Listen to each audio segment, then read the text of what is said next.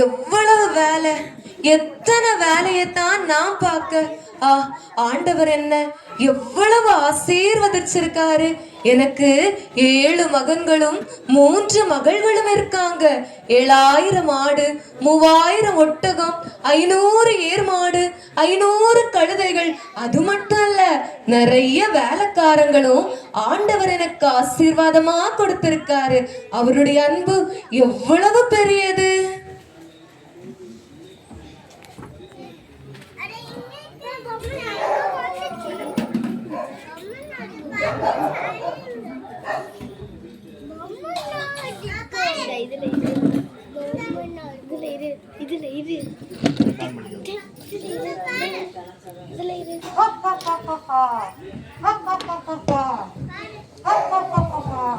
சாத்தானே, எங்கிருந்து வருகிறாய்? நானா? சுத்திட்டு வர. என் தாசனாகிய யோபுவின் மேல் கவனம் வைத்தாயோ? அவன் உத்தமன், நீதிமானாய் இருக்கிறான், தேவனுக்கு பிரியமுள்ளவனாய் இருக்கிறான். பூமியிலே அவனை போல ஒருவனும் இல்ல. நீங்க தான் அவனையும் அவன் வீட்டையும் அவனுக்கான எல்லாத்தையும் வேண்டி அடைச்சு வச்சிருக்கீங்க. நீங்க மட்டும் அவனுடைய எல்லா செல்வத்தையும் எடுத்தீங்கன்னா அவன் உங்களை விட்டு ஓடியே போயிருவான். அவனுக்குள்ள எல்லாத்தையும் உன் கையில கொடுத்துட்டேன், அவன் மேல மட்டும் உன் கைய நீட்டாத. அப்படியா? சரி சரி.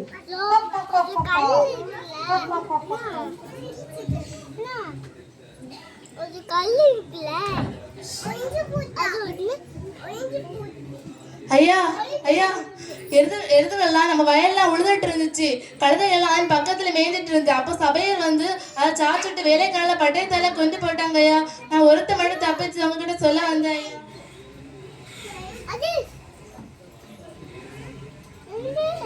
ஐயா ஐயா ஐயா, வானத்தில் உள்ள தேவனுடைய அக்கினி விழுந்து ஆடு வேலைக்காரங்கள சுட்டடிச்சிட்டே ஐயா. நான் ஒருத்த மட்டும் சொல்லங்களோட ஓடி வந்தேன் ஐயா. எஜமானே எஜமானே, கழுதையர் 3 பவுன்சாய் வந்து ஒட்டகத்தின் மேல் விழுந்து அதையெல்லாம் ஓட்டிட்டு போயிட்டாங்க. வேலைக்காரங்களே பட்டயத்தால் வெட்டி போட்டாங்க. நான் ஒருத்தர் மட்டும் தப்பிச்சு இதை சொல்ல வந்தேன் ஐயா. ஐயா ஐயா, உங்க பெரிய எஜமா வீட்டுல எல்லாம் தம்பி தங்கச்சி எல்லாம் உட்காந்து சாப்பிட்டு இருந்தாங்க. அப்ப அந்த நேரம் பார்த்து பெரிய புயல் காற்று வானத்திலிருந்து வீசுச்சு. அந்த வீட்டோட 4 மூலையும் வீசுச்சு. உங்க பிள்ளைங்க மேல எல்லாம் சுவர் இடிந்து விழுந்து போச்சு. அவங்க செத்து போயிட்டாங்க. நான் மாத்திரம் உங்ககிட்ட சொல்லலான்னு வந்தேன். நிர்வாணியாய் என் தாயின் கற்பத்திலிருந்து வந்தேன், நிர்வாணியாய் அவ்விடத்திற்கு திரும்புகிறேன். கர்த்தர் கொடுத்தார், கர்த்தர் எடுத்தார், கர்த்தருடைய நாமத்திற்கு ஸ்தோத்திரம்.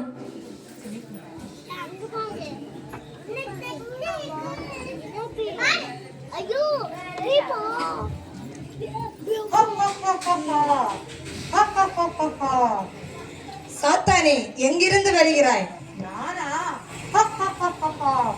பூமி எங்கும் சுற்றிட்டு வரேன். நீ யோபுவை நிர்மூலமாக்கும்படி செய்தும் அவன் தன் உத்தமத்திலே உறுதியாய் நிற்கிறான், பார்த்தாயா?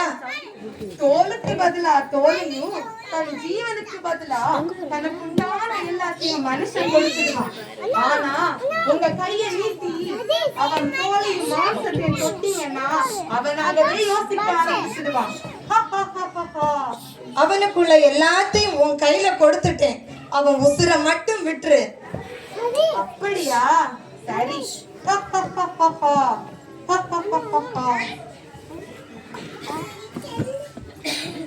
ஆண்டவரே, கடவுளின் வேதனை எல்லாம் பார்த்து என் கஷ்டம் எல்லாத்தையும் ஆண்டவர் புரிஞ்சுக்கிட்டா நல்லா இருக்குமே. என் கஷ்டம் கடற்கரை மணலை காட்டிலும் கனமா இருக்குது. என்னை இப்படி கதற வச்சுட்டீங்களே ஆண்டவரே, கதற வச்சுட்டீங்களே. என்னால முடியல ஆண்டவரே, என்னால முடியல. நீங்க இன்னுமா உங்க உத்தமத்துல உறுதியா இருக்கிறீங்க? தேவனை தூசித்து ஜீவனை விட்டுருங்க. பித்து பிடித்தவள் போல நீ என்ன பேசுகிறாய்? தேவன் கையில் நன்மையை பெற்ற நாம் தீமையை பெற வேண்டாமா? யோபுவே, நீ சர்வாளுக்கு என்ன நன்மை கிடைக்கும்? நீ இவ்வளவு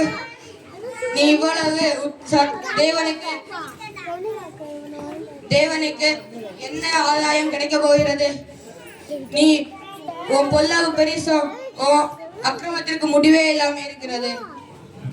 அப்படி இல்லை எலிப்பாசு, எனக்கு குறித்திருக்கிறதை அவர் நிறைவேற்றுவார். அந்த காலம் வராததற்கு முன்பே நான் சங்கரிக்கப்படாமலும் இருளை அவர் எனக்கு மறைக்காமலும் போனதால் தான் நான் இப்படி இருக்கிறேன். இதோ பாரு யோபு, நீ பலத்தால் நடந்த நட உனக்கு குறைஞ்சி போச்சு. அதனால உன் பலம் எல்லாம் போய் இப்ப சாகர நிலைமையில நிக்கிற. நீங்கள் எந்த மட்டும் என் ஆத்மாவை வருத்தப்படுத்தி வார்த்தைகளால் என்னை நொறுக்குவீர்கள். இப்படி 10 தரம் என்னை திட்டி நீங்களே என்னை விரோதியாய் பார்க்கிறீர்களே. என்ன யோபு இப்படி முழிக்கிற? பாவி வயத்துல அடித்து சொத்தை எல்லாம் வாங்கினாயே, அதனால் தான் தானே அந்த பாவம் வானத்திலிருந்து புயலை உண்டாக்கி உன் பிள்ளைகளையும் அழிச்சு அவருடைய கோபத்தின் உச்சகட்டம் தான் உன் வீட்டின் சம்பாத்தியத்தை எல்லாம் இழந்து நிற்கதியாய் நிற்கிற. சரிதானே? நீங்கள் சொல்கிற ஒவ்வொரு காரியத்தில் உண்மை கேடு இருக்கிறதே. ஆராய்ந்து முடியாத பெரிய காரியங்களையும் எண்ணி முடியாத அதிசயங்களையும் என் தேவன் செய்வார். நான் நீதிமானாயிருந்தாலும் அவருடைய இரக்கத்துக்கு இன்னும் நான் கெஞ்சுகிறேன். நீ இப்படியே பேசிக்கிட்டே இரு, நாங்க கிளம்புறோம். என் மீட்பர் உயிரோடு இருக்கிறார். அவர் கடைசி நாளில் பூமியின் மேல் நிற்பார். என் மாம்சத்திலிருந்து தேவனை பார்ப்பேன். ஆம், நான் என் கண்களால் அவரை பார்ப்பேன். நான் போகும் வழியை நீர் அறிவீர். நீர் என்னை சோதித்த பின் பொன்னாக விளங்குவேன். தேவரே, நீர் சகலத்தையும் செய்ய வல்லவர். நீர் செய்ய நினைத்தது தடைபடாது. ஆண்டவரே, என் சிநேகிதருக்காக இரக்கம் செய்வீராக.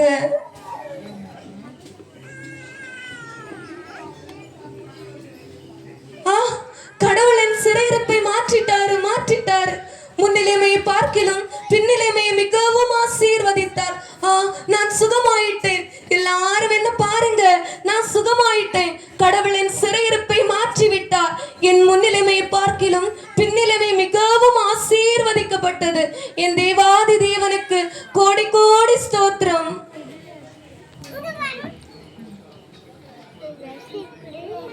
ஆமன்றுக்குரியவர்களே, இப்போது நாம் யோபுவை குறித்து நாம் பார்த்தோம். யோபு உத்தமன், சன்மார்க்கன், தேவனுக்கு பயந்து சகல தீமைக்கும் விலகுகிறவனாக காணப்பட்டான். அவனாலும் அவனுடைய வாழ்க்கையிலே அடுக்கடுக்காக பலவிதமான சோதனைகள் வந்த வேளையிலே துன்பமான நிலைமையிலும் யோபு தன்னுடைய உத்தமத்தை விட்டு விலகவில்லை. அந்த இறுதியான சூழலிலும் யோபு சொல்லும் போது, என் மீட்பர் உயிரோடு இருக்கிறார், நான் அவரை பார்ப்பேன் என்று சொல்லுகின்றார். அநேக தருணங்களிலே நம்முடைய வாழ்க்கையிலே சோதனைகளும் வேதனைகளும் வரும்போது நாம் சோர்ந்து போகின்றோம். ஏன் எனக்கு இப்படி ஒரு வேதனை என்று சொல்லி நாம் அங்கலாய்க்கிறவர்களாக காணப்படுகின்றோம். அந்த நேரத்தில் தேவனை தூஷிக்கிறவர்களாக காணப்படுகின்றோம். ஆனால் யோபு தன்னுடைய உத்தமத்திலே இறுதி வரை நிலைத்திருக்கிறவராக காணப்படுகின்றார். யோபுவை விசாரிக்க வந்த சிநேகிதர்கள் அவருக்கு ஆறுதல் சொல்லும்படியாக கடந்து வந்தார்கள். ஆனால் அந்த இடத்திலே பலவிதமான வார்த்தைகளால் யோபு செய்த தீமையின் நிமித்தமாக, அக்கிரமத்தின் நிமித்தமாக அவருக்கு இந்த பாடுகள் வந்தது என்று சொல்லி அவர்களே தீர்மானித்த வேளையிலும், அவர்களே சொன்ன வேளையிலும் யோபு கிறிஸ்துவின் அன்பை விட்டு விலகவில்லை. தன்னுடைய நண்பர்கள் தீமை செய்தார்கள், அவர்கள் வார்த்தைகளால் வேதனைப்படுத்துகிறார்கள் என்பதை ஆண்டவர் பார்த்தார். கர்த்தர் வந்து யோபுவின் மேல் இரக்கம் வைத்தார். யோபு தன்னுடைய சிநேகிதர்களுக்காக ஜெபித்த வேளையிலே அவருடைய சிறையிருப்பை மாறும்படியாக கடவுள் செய்தார். அநேக தருணங்களிலே சோதனைகளும் வேதனைகளும் நம்முடைய வாழ்க்கையிலே வருகின்ற போது மற்றவர்களால் நாம் பல நிலைகளிலே நம்முடைய பாவத்து நிமித்தமாக வந்த வேதனைகள் என்று சொல்லி காயப்படுத்தப்படுகின்ற வேளையிலே சோர்ந்து போகிறோம். கர்த்தர் நம்மை காண்கின்ற தேவனாக இருக்கின்றார். நாங்கள் நம்முடைய அங்கலாய்ப்பை பார்க்கின்ற தேவனாக காணப்படுகின்றார். நாம் படுகிற உபத்திரவங்களிலே அவர் உடனிருக்கின்றவராக காணப்படுகின்றார். விசுவாசத்தை விட்டு தளர்ந்து போகாதபடிக்கு இறுதி வட்டும் விசுவாசத்திலே நிலைத்திருந்த யோபு ஆண்டவருடைய இரக்கத்தை பெற்றுக் கொள்ளுகின்றார். சிநேகிதருக்காக ஜெபிக்கின்றார். அவருடைய சிறையிருப்பு மாறுகின்றது. யோபுடைய முந்தின நிலைமையை பார்க்கலாம் இரட்டிப்பான ஆசீர்வாதத்தை அவர் பெற்றுக் கொள்ளுகின்றார். வாழ்க்கையிலே சோர்ந்து போய் இருக்கின்றோமா? ஏதோ ஒரு நிலையிலே பலவிதமான பாடுகளை சந்தித்து, வேதனைகளை சந்தித்து, இனி என்னுடைய வாழ்க்கையிலே எழுந்து நிற்க முடியாது என்ற ஒரு சூழ்நிலையிலே நாம் காணப்படுகின்றோமா? தேவாதி தேவன் நமக்காக தம்மையே ஒப்பு கொடுத்து ஏழ்மையின் கோலமாய் அவதரித்து இன்றும் நம்மோடு உடனிருந்து வழிநடத்துகிறவராக காணப்படுகின்றார். சகல முகங்களிலே வழியும் கண்ணீரை துடைக்கின்ற தேவனாக இருக்கின்றார். இம்மானுவேலனாகிய கர்த்தர் நம்மோடு கூட இருக்கின்றார். இறுதி மட்டும் அவர் நடத்துகின்றவராக இருக்கின்றார். அந்த விசுவாசத்தோடு கூட நாட்களிலே முன்னேறி செல்வோம். மீட்பரை நாம் தரிசிக்கும் அனுபவத்தோடு கூட ஆண்டவரோடு கிட்டி செல்வோம். அவர் நம்மோடு கூட இருக்கின்றார். இறுதி வரை நம்மை வழிநடத்துகின்றவராக இருக்கின்றார். கர்த்ததாமே அத்தனை பேரையும் ஆசீர்வதிப்பாராக.